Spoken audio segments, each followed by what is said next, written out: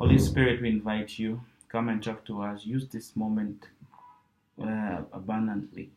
Cher Saint-Esprit de Dieu, nous t'invitons. Utilise ce moment, que ta grâce soit sur nous. Let your spirit be in place. In Jesus' mighty name we pray. Amen. Amen. Que le Seigneur vous bénisse. Alors, aujourd'hui, je voudrais partager avec vous rapidement sur une pensée qui m'est passée par la tête hier, pendant que je partageais avec mon ami et nous réfléchissions, et cette pensée m'est venue par la tête. Today, I want to share with you of a word I was thinking about yesterday as I was sharing with my friend, and it came to my mind, and I felt like this is something that has to be taught. And I called this, I called it Lazarus parable from another perspective. Lazarus parable from another perspective. Le thème de ce que dont nous allons parler pendant quelques minutes s'intitule la parabole de Lazare d'une autre manière, vue d'une autre manière, d'une autre perspective. Comment je dis perspective en français? Je dis vue d'une autre manière, d'un autre côté, d'un autre point de vue. Parce que tu sais, une histoire peut être racontée de plusieurs manières. Alors, c'est pour ça qu'il y a, par exemple, cette image qui circule souvent sur les réseaux sociaux. Quelqu'un qui se tient d'un côté du 6 et quelqu'un qui se tient de l'autre côté. Tu as déjà vu ça? Du côté 9. Celui-ci dit 9, l'autre dit 6. And I'm saying, why am I talking about another perspective? Because there are many ways you can tell a story, depending on the perspective or the side you are standing on. There's this image that has been being passing on social media, where someone is standing from a side of 6, and the other one is standing the other side, and this one says I'm seeing 6, and this other one is saying I'm seeing 9. Both of them are not wrong, but they're just from two different perspectives. Et donc j'étais en train de dire que personne n'a tort, c'est juste que les gens sont assis de différentes perspectives. Et il y a des prédications comme ça, des grands hommes de Dieu qui ont prêché. Quand on prêche l'histoire par exemple, l'histoire de David et de Goliath, on parle de David, mais on peut aussi raconter une histoire en regardant ou en s'inspirant de Goliath. Un prédicateur a prêché une fois, il a parlé de Goliath, les erreurs qui ont fait que Goliath a perdu la victoire. I was saying that there's actually these men of God, they also did this, and they tell stories differently, looking from a different perspective. For example, the story of David. You could be telling the story of David and Goliath from a different perspective. For example, from the perspective of Goliath, why did he lose the battle? You see, not only talking from one perspective. So the word of God is like that. You can always check it from a perspective and from another perspective, and from both perspectives, from both sides, you can learn a lot. Et donc je disais que comme tu peux de tous les deux côtés, il y a toujours des grandes leçons à apprendre. C'est la parole de Dieu. So let's read in Luke chapter 16 verse 19. Tu vas lire la version française et moi je vais lire la version anglaise. She's going to read in French and I'm reading in English. The version in English is from ESV. I'm using ESV because there's a keyword there that I did not find in other versions that I would like to use. So I'll start reading Luke chapter 16, verse 19. The Bible says, "There was a rich man who was clothed in purple and fine linen, and who feasted sumptuously every day. And at his gate was laid a poor man named Lazarus, covered with sores, who desired," that's what the key word, "who desired to be fed with what fell from the rich man's table. Moreover, even the dogs came and licked isosaurs. Did you get it? Tu peux lire. Luc chapitre 16, Verset 19. verset 19. Oui. Il y avait un homme riche qui s'habillait de pourpre et de fin lin et qui chaque jour menait joyeusement et brillante vie. Un pauvre du nom de Lazare était couché devant son portrait ouvert d'ulcère. Il aurait bien voulu se rassasier de menter que tomber de la table du riche. Cependant, même le chien venait lécher ses ulcères. Alors, dans ma version, il est écrit: il y avait un homme riche qui était vêtu de pourpre et de fin lin, et qui chaque jour menait joyeusement et brillante vie. Un pauvre nommé Lazare était couché à sa porte, couvert d'ulcères. Écoute, verset 21, le mot-clé. Il était désireux de faire quoi? De se rassasier des miettes qui tombaient de la table du riche. Et même les chiens venaient encore lécher ses ulcères. It's a very famous story, right? You know it about Lazarus and the rich man. And many people emphasize on this story saying that, okay, Lazarus was poor and you can be poor on earth and be rich in heaven, because the story ends that Lazarus was in heaven with Father Abraham and the poor was in hell. And also, donc je disais que c'est une histoire très connue où on parle du pauvre et du riche, mais les gens sont généralement parfois concentrés sur le fait que le riche est fini dans l'enfer et le pauvre a fini au paradis. Une sorte de consolation pour dire que tu peux être pauvre sur la terre et riche au ciel. Ce n'est pas mal, comme je l'ai dit. It's not bad to think like that. Are you with me, honey? It's not bad to think like that.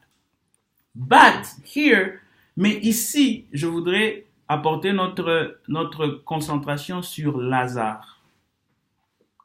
I want here to focus on Lazarus. Why was Lazarus poor?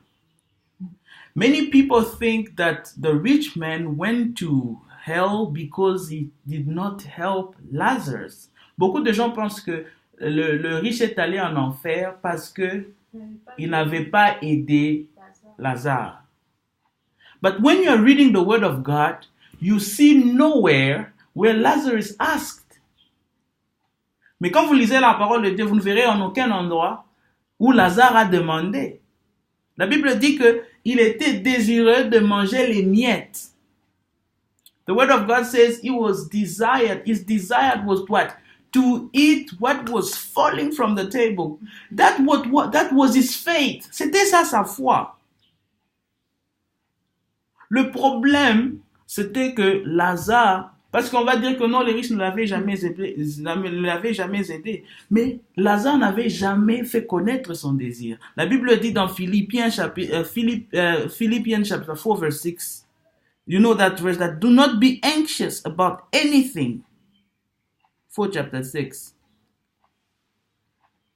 La Bible dit en français, ne vous inquiétez de rien, mais en toute chose, faites connaître vos besoins à Dieu par des prières, des supplications, avec des actions de grâce. In English, do not be anxious about anything, but in everything, by prayer and supplications with thanksgiving, let your requests be made known to God.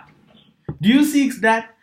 Lazarus never made, there's no set statement in the Bible where he made his request. Maybe the rich man was willing to help him. But he saw that the poor man was finding his pleasure in eating what was coming from the table, or from what was on the floor. Because that's why the Bible says he was desirous. So his desire was what? Was to eat what was falling from the table. Je dis que Lazare, nulle part dans la Bible, il est écrit qu'il a fait savoir quel était son besoin. Peut-être que le riche, le riche avait le désir de l'aider. Mais il voyait Lazare se plaire avec ceux qui tombaient de la table du riche. Alors il s'est peut-être dit que, oh, donc il est satisfait avec ça. C'est ça son goût. Si tu viens chez moi et tu me dis que tu aimes le Fanta, est-ce que je vais te donner le Coca? No. If you come to my house, you ask me, I want Coke. Am I going to give you juice? I'm going to give you what you want, what you desire. Alors, la leçon à apprendre ici, c'est quoi? C'est que fais connaître les désirs de ton cœur. Le problème que nous avons dans l'église aujourd'hui, c'est que tout le monde prétend être béni. The problem we have in church today, the lesson to learn today is to make known your desires. Il est écrit dans Matthieu 7:7. Qu'est-ce qui est écrit dans Matthieu 7:7? Demandez, il vous sera donné. Matthew 7:7. What is it written in there? The Bible says, ask and seek and it shall be given to you. No, ask and it shall be given to you. So, seek and you shall find. So the problem here is not just the rich who did not help. Maybe he was willing to help, but Lazarus did not make clear his demand, his request. Alors parfois nous ne recevons pas l'aide, pas parce que les gens ne veulent pas nous aider, mais parce que nous ne faisons pas connaître nos besoins. Parfois nous ne recevons pas la bénédiction, pas parce que Dieu n'est pas en mesure de nous bénir, mais parce que nous ne faisons pas connaître nos besoins. Sometimes we don't get blessed, not because we don't want to be blessed, or God doesn't want us to be blessed, or not because people do not want to bless us, but because we don't make clear our needs. Even in the churches, people are always saying, how are you? I'm blessed. How are you doing? I'm good. You are good. You've not been eating for 5 days, brother. You are good. You don't have a place to stay. Ask. Let your request be known to the body of Christ, to Christ. Dans l'église, tous nous sommes. Comment tu vas, frère? Ça va par la grâce de Dieu. Dieu nous a fait du bien. Je suis béni. Mais ce n'est pas mauvais. Mais parfois, il faut dire la vérité. Faites connaître vos besoins. Quel est ton besoin? À Dieu, mais aussi aux hommes de Dieu. Parce que nous sommes tous des enfants de Dieu. Si tu n'as pas mangé, fais connaître ton besoin. Mon frère, ça fait 2 jours que je n'ai pas mangé. C'est ça la vérité, parce que je vois aussi, il y a trop de menteurs aussi. Tu as mangé, mais tu viens toujours demander. Non. You need to make your desire and request be known unto God. Matthieu chapitre 7, verset 7 dit, demandez, il vous sera donné. Il est important. Maintenant, à qui est-ce qu'on demande? Who are you asking to? Do you ask? Who do you ask to? You ask to God. Il y a cette merveilleuse histoire. Because, you know, Lazarus made 2 mistakes. He didn't even ask to the rich man, and he didn't even pray to ask. Lazare a commis 2 erreurs. Il n'a même pas demandé à Dieu. Il n'a pas demandé aux hommes. À qui demandes-tu? Demande à Dieu en priant. Mais aussi, Dieu a établi des hommes. Souviens-toi de l'histoire de cette femme veuve qui avait perdu son mari. Et quand son mari avait laissé des dettes. Et lorsque son mari, ceux à qui son mari devait sont venus, les créanciers, la Bible dit qu'elle est allée demander de l'aide aux serviteurs de Dieu. Elle a dit que ton serviteur, mon mari, craignait Dieu. Mais il allait faire connaître quel était son problème à un homme de Dieu. I'm telling about the story of this woman this widow that lost his husband, but his husband left debts, a lot of debts. And then when the people that needed to be paid back, they came, she made a request to the man of God. She did not stay in a house crying, what am I going to do? I'm going to die. Me or you. Mbona wanacha madeni. Uniriria we moya munyumba yako. Atakuria kunyanya atakushikia. You've got to cry somewhere that they're going to listen to you. Pleure devant Dieu. Il t'entendra. Et fais connaître aussi ton besoin au sein de la communauté chrétienne, les frères de l'église. Les frères de l'église aussi, nous ne devons pas être trop fiers. On vient t'aider, tu viens demander de l'aide, tu veux te faire sentir comme si... You know why? The problem also in the church is when someone comes to ask you, you want to make sure that you are the one. Or sometimes, this brother always asking. You know why do we have this mentality? Because we do not know that what God gives us is not really for us. Whatever we have, God just gave us to keep it for Him.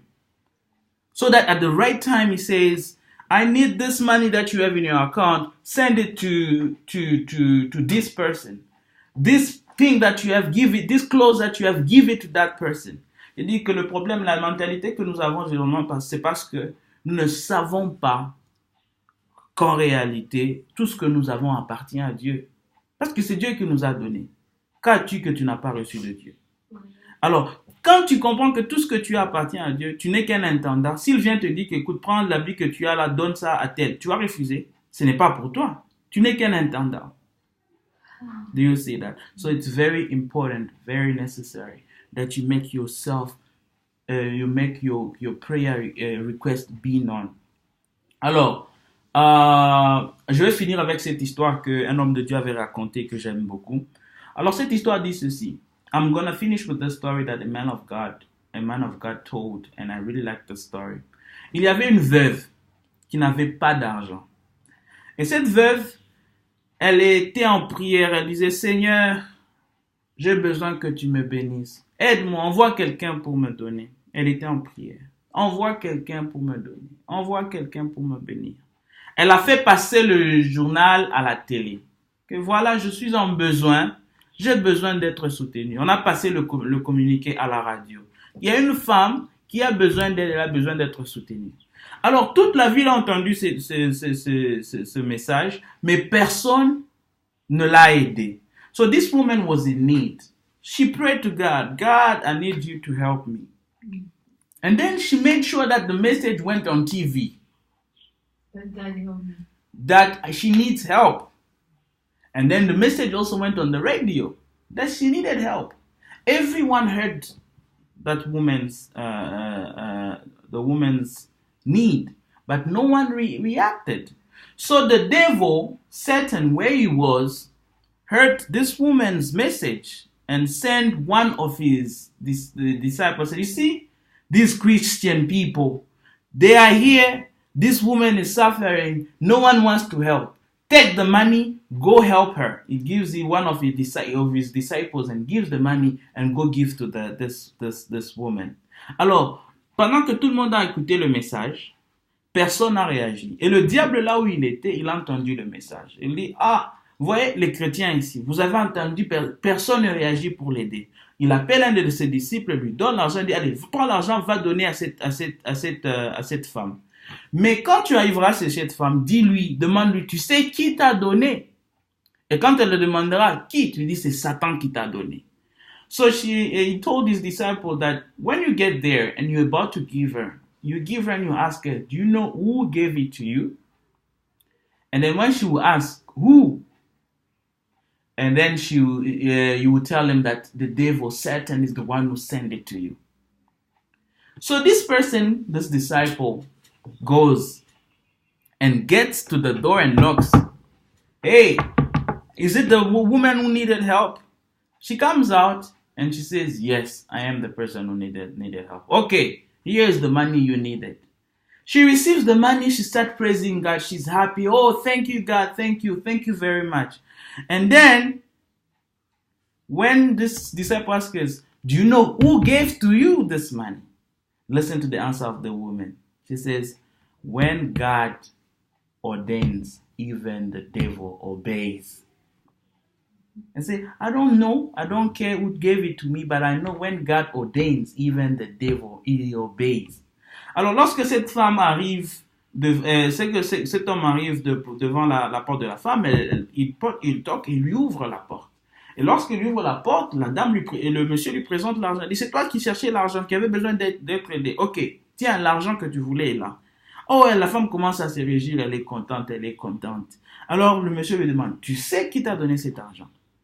Il a dit, je n'ai pas besoin de savoir, car si Dieu ordonne, même le diable obéit. Amen.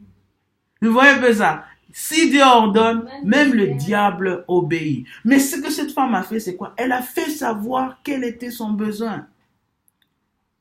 Lazare n'avait pas fait connaître son devoir, son besoin.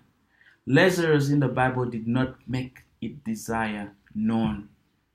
Let's be member of the body of Christ that make our desires known to one another. La Bible dit prier les uns pour les autres. The Bible says pray one for another. There's no way I can pray for you if you don't tell me what you need to be prayed for. Let's be a community. Soyons une communauté des gens qui nous aidons les uns les autres. Par la prière, nous sommes des professionnels, nous voulons seulement prier pour les gens. Pas seulement par la prière, même aussi en se donnant les biens, en s'échangeant. Not only in prayer, but also be able to help each other.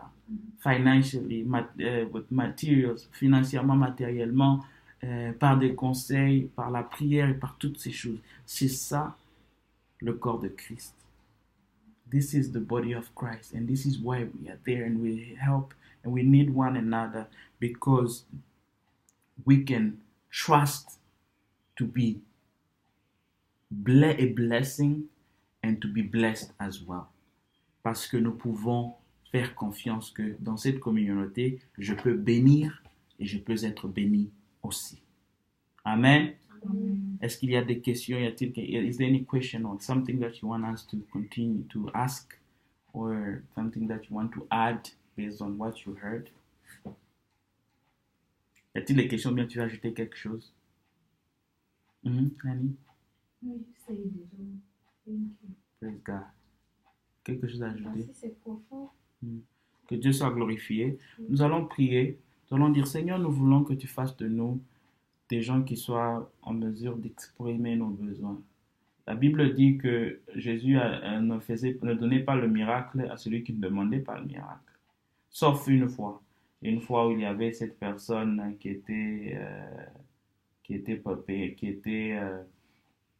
était couchée à la piscine de Bethsaïda. Et même cette personne, avant qu'il fasse le miracle, lui a demandé, veux-tu être guéri? Il faut que tu veuilles pour que Dieu te l'accorde. I was saying that Jesus did not give any miracle to someone who did not need a miracle. Even this person who was at the pool of Bethsaida, is it Bethsaida? Yeah. He was there, and then Jesus came to him even before he healed him. He asked him, do you want to be healed? But listen to this guy. Start telling stories. Every time the angel comes and shakes the water, someone goes before me. I have no one to drop me. God was not asking for a story. Cette personne a commencé à raconter l'histoire. Veux-tu être guéri? C'est oui ou non? Et quand on dit non, quand l'ange descend, l'eau est agitée, je suis en retard. Je suis seule, deux fois, ce n'est pas quelqu'un pour me mettre. Ce n'est pas ça. C'est ça aussi, deux fois, le problème de nous, les chrétiens. Au lieu d'exposer le problème, demander, tu vois, devoir t'expliquer. On te pose une question, tu veux ou tu ne veux pas? Oh, tu vois, c'est ci, c'est là. Donc, on n'est pas droit. Exactly. On n'est pas clair dans ce qu'on demande. Tu veux le mariage en même temps. Tu veux du travail en même temps. Tu veux tout en même temps. Non, il faut demander l'un après l'autre, Des fois, c'est ça aussi le mal. Et tu dois connaître précisément. You need to know. She was saying that that's the problem with the Christian community. When they ask you, you start telling, I need this, I need that, I need this, I need that. But you have to be clear about what you are needing and what you're asking for. You need to know what you are asking for, because God is able to give you exceedingly and abundantly, even more than what you are to even ask and pray for and even think about. God has the ability, but you have to know what do you really want. So, faites connaître vos désirs. Beaucoup de gens mourront comme Lazare. Pas parce que Dieu aura voulu qu'ils meurent comme Lazare dans la pauvreté. Mais beaucoup de gens mourront aussi comme Lazare parce qu'ils ne faut pas connaître. J'aime ce que le pasteur Atoms dit. I like what Pastor Atoms is saying. He says, Christianity is about community. You cannot live a Christian life by yourself. You've got to live in a community. La vie chrétienne c'est une communauté. Tu dois vivre ça avec les gens. C'est une communion que tu partages avec les gens. Tu ne peux pas vivre la chrétienté toi-même. Alors, prions que le Seigneur nous donne la capacité et clarifie nos désirs dans nos cœurs afin que nous soyons en mesure de les faire connaître à lui. Prions.